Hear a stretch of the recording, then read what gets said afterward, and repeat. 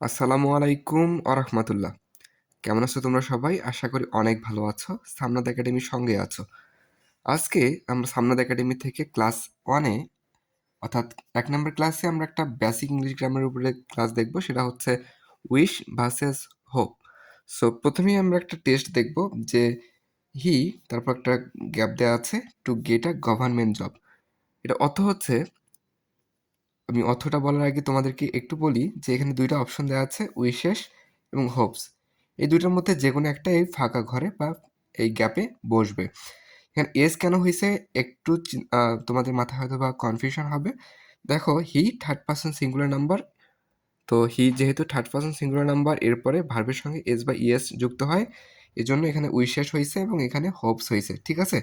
So তোমরা কি বলতে পারবে যে আমি তোমাদেরকে একটু সময় দিচ্ছি। তোমরা একটু চিন্তা করো যে এখানে উইশেস হবে নাকি হোপস হবে? আচ্ছা, আশা করি তোমরা রাইট অ্যান্সারটা করতে পারছো এবং যারা উত্তর করতে পারোনি তোমরা একটু মিলিয়ে নাও। ঠিক আছে? সো এখানে কিন্তু রাইট অ্যান্সার হবে হচ্ছে হোপস। কেন? আমি একটু ব্যাখ্যা করছি। He hopes to get a government job. সে একটি সরকারি চাকরি পাওয়ার আশা রাখে। অর্থাৎ এখানে উইশেস এবং হোপসের মধ্যে দেখো উইশ মানে কিন্তু আশা রাখা। তাহলে উইশ কেন আনসার হলো না? হোপস কেন হলো?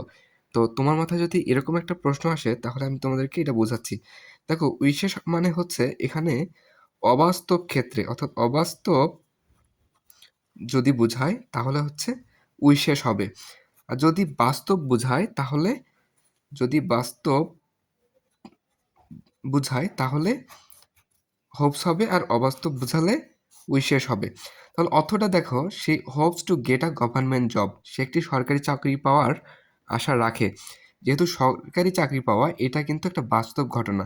আর অবাস্তবের ক্ষেত্রে উইশেস হবে। তাহলে নিচে আমি ২ টা এক্সাম্পল দিয়েছি। এই ২ টা একটু যদি দেখো তাহলে কনফিউশনটা আরও ক্লিয়ার করতে পারবে।